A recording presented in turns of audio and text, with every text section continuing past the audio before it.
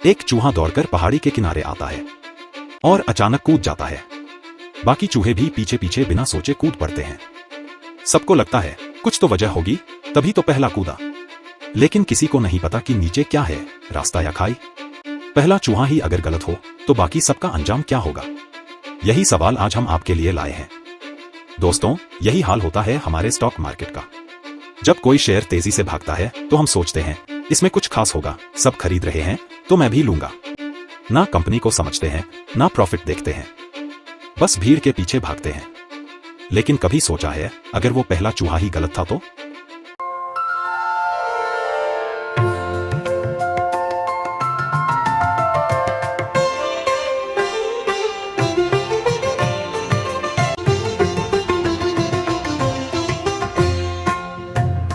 एक बार एक एक्सपेरिमेंट किया गया।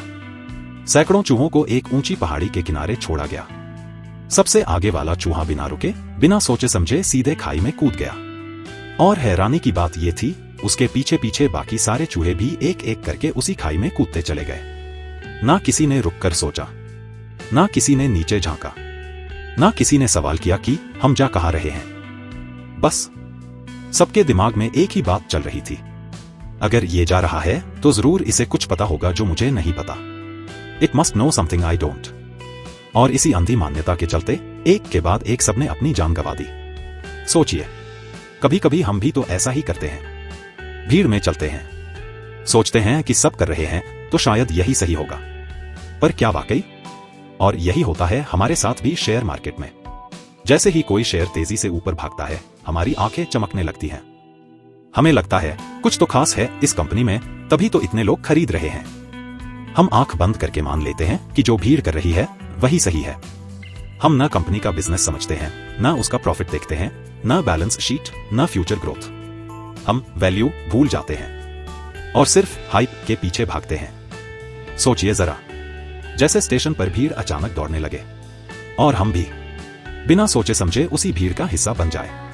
ना ये देखें कि ट्रेन आई भी है या नहीं, और ना ही ये समझे कि जो ट्रेन आई है क्या वो वाकई मेरी मंजिल तक जाएगी भी, या कहीं और ले जाएगी। स्टॉक मार्केट में भी बहुत से लोग सिर्फ इसलिए शेयर खरीदते हैं क्योंकि बाकी लोग खरीद रहे होते हैं। उन्हें लगता है अगर सब ले रहे हैं तो मैं भी ले लेता हूं। लेकिन जब बाजार में गिरावट आती है, तब न वो पहला चूहा दिखता है और न ही कोई रास्ता। सब गुम हो जाता है। अब सोचिए, जब हम सब्जी मंडी में जाते हैं तो 100 से 200 रुपए की सब्जी के लिए भी कितना मोलभाव करते हैं। कभी एक दुकानदार से पूछते हैं, कभी दूसरे से, भाई टमाटर कितने का है, भिंडी सस्ती दोगे क्या?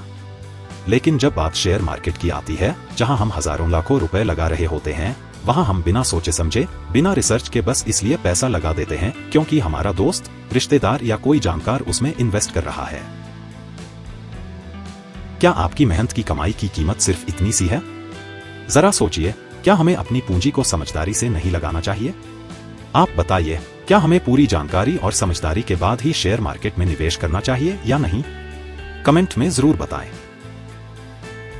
और इसी सोच के साथ हम ला रहे हैं वैल्यू इन्वेस्टिंग पर एक पूरा सीरीज, वो भी आसान और साफ हिंदी में, ताकि आप शेयर मार्केट को समझें, कंपनियों का मूल्य जानें और खुद अपने फैसले ले सकें, बिना किसी के कहने पर, सिर्फ अपने विवेक से। दोस्तों, शेयर बाजार में निवेशकों के 3 प्रकार होते हैं। एक, भीड़ के पीछे भागने वाले, द ब्लाइंड फॉलोअर्स। ये वो लोग होते हैं जो सिर्फ इसलिए निवेश करते हैं क्योंकि बाकी लोग कर रहे हैं। अरे वो शेयर भाग रहा है, सब खरीद रहे हैं, मैं भी खरीद लेता हूं। ना कंपनी का नाम पता होता है, ना बिजनेस समझते हैं, ना वैल्यू देखते हैं। इनका भरोसा खुद पर नहीं, भीड़ पर होता है। और जब गिरावट आती है, तब ना वो पहला चूहा दिखता है, ना रास्ता। सोचिए, जब आप सब्जी मंडी में 100 से 200 रुपए बचाने के लिए मोलभाव करते हैं, तो शेयर बाजार में बिना सोचे समझे हजारों लाखों क्यों लगा देते हैं? क्या आपके मेहनत की कमाई की इतनी कम कद्र है? 2, अति आत्मविश्वासी, द प्राउड रैट्स। ये वो इन्वेस्टर्स होते हैं जो खुद को मोमेंटम मास्टर समझते हैं। कहते हैं, हमें पता है कब एंट्री करनी है और कब एग्जिट। पर असली बाजार उन्हें बार बार आईना दिखाता है।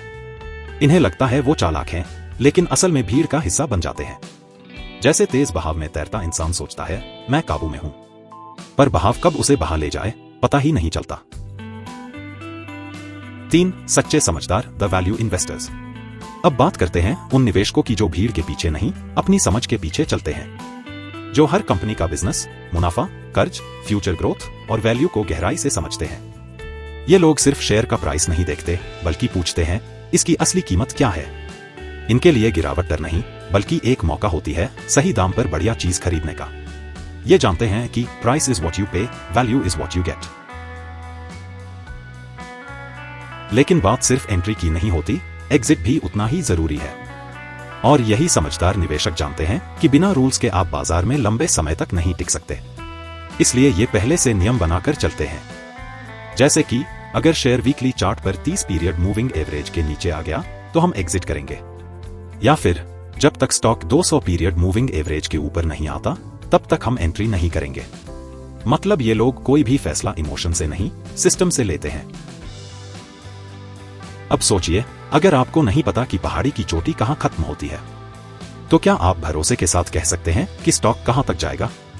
क्या जोमैटो 250 रुपए से 500 रुपए जाएगा या फिर 150 रुपए पर वापस आ जाएगा? ये ना आप जानते हैं, ना मैं। तो क्यों न ये मान लिया जाए कि हम भीड़ के साथ चल तो सकते हैं, लेकिन हम इतने स्मार्ट नहीं हैं कि बिल्कुल सही टाइम पर एग्जिट भी कर लें। इसलिए समझदारी इसी में है कि पहले से पैराशूट पहन ले, यानी मार्जिन ऑफ सेफ्टी। मतलब कि स्टॉक की सही वैल्यू का विश्लेषण करके ही खरीदे और जरूरत से ज्यादा दाम पर ना खरीदे, ताकि अगर गिरावट भी आए तो नुकसान सीमित रहे। और यही है असली वैल्यू इन्वेस्टिंग, जो आपको उस समय भी बचा सकती है जब भीड़ पागल होकर ऐसे स्टॉक्स को खरीद रही होती है जिनकी वैल्यू पीछे छूट चुकी होती है और जिनमें अब मार्जिन ऑफ सेफ्टी नाम की कोई चीज बची नहीं होती। तो अगर आपने आज ये सोच बना ली है कि मैं भीड़ का हिस्सा नहीं, एक समझदार निवेशक बनूंगा, तो वैल्यू इन्वेस्टिंग आपकी असली ताकत बन सकती है। वैल्यू इन्वेस्टिंग सीरीज के शुरुआती 3 वीडियो पहले ही चैनल पर अपलोड किए जा चुके हैं। उनके लिंक नीचे डिस्क्रिप्शन में पिन किए गए हैं, जरूर देखें। ये आपकी निवेश यात्रा को मजबूत आधार देंगे। अब सवाल आता है, वैल्यू ऑफ व्हाट? हम किस चीज की वैल्यू निकाल रहे हैं और इसका उद्देश्य क्या है? हमारा लक्ष्य क्या है वैल्यू इन्वेस्टिंग का? असल में हम किसी भी बिजनेस की वैल्यू निकाल सकते हैं, चाहे वो छोटा हो या बड़ा, डेवलपिंग हो या पहले से ही एक बड़ा ब्रांड बन चुका हो। बहुत सारे बिजनेस ऐसे हैं जो अभी ग्रो कर रहे हैं और कुछ ऐसे जो पहले से ही मार्केट लीडर बन चुके हैं। लेकिन एक बात हमेशा याद रखें, वैल्यू उसी चीज की निकाली जा सकती है जो कैश जनरेट कर रही। और इसी सोच का मूल सोर्स है बेंजामिन ग्राहम की महान किताब सिक्योरिटी एनालिसिस, जिसे स्टॉक मार्केट की गीता भी कहा जाता है। मैं सभी दर्शकों को दिल से सुझाव दूंगा, कृपया इस किताब को जरूर पढ़िए। थोड़ा समय लगेगा, हो सकता है 6 महीने या 1 साल लग जाए, लेकिन अगर आप इसे धैर्य से समझते हैं तो यह किताब आपके लिए एक लाइफ टाइम एसेट बन जाएगी। तो अब आते हैं नेक्स्ट टॉपिक पर, यानी वैल्यू इन्वेस्टिंग की 3 अप्रोचेस। जैसे कि हमने पहले समझा, मार्केट में 3 तरह के इन्वेस्टर्स होते हैं। उसी तरह वैल्यू इन्वेस्टिंग की भी 3 मुख्य अप्रोच होती हैं, जिनकी मदद से हम किसी भी स्टॉक की सच्ची वैल्यू यानी ट्रू वैल्यू निकाल सकते हैं।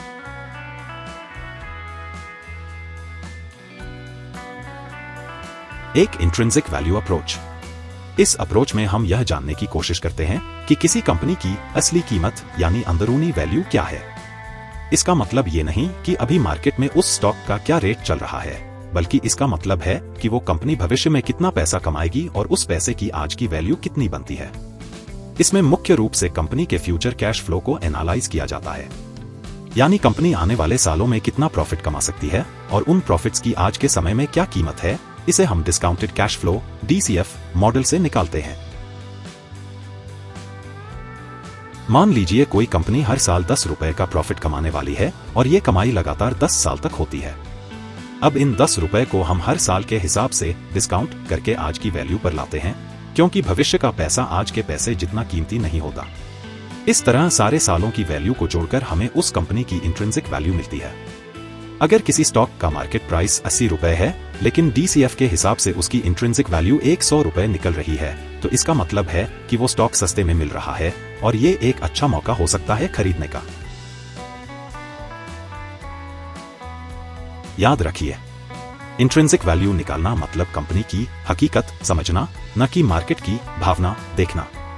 इसमें धैर्य, रिसर्च और लॉजिक की जरूरत होती है, लेकिन एक बार ये आ गया तो आप भीड़ से अलग और सही फैसले ले सकते हैं। 2. Relative valuation approach.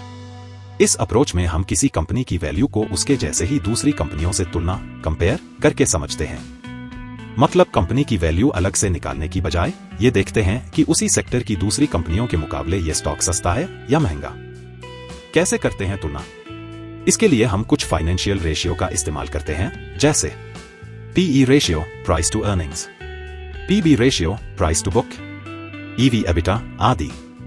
मान लीजिए टाटा मोटर्स का PE रेशियो है 10 और मारुति सुजुकी का है 25। इसका मतलब ये हो सकता है कि टाटा मोटर्स अभी सस्ते वैल्यूएशन पर मिल रहा है।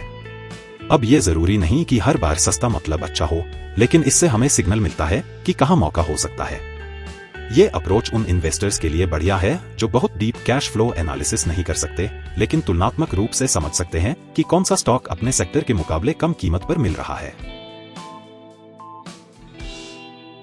3. Option pricing model.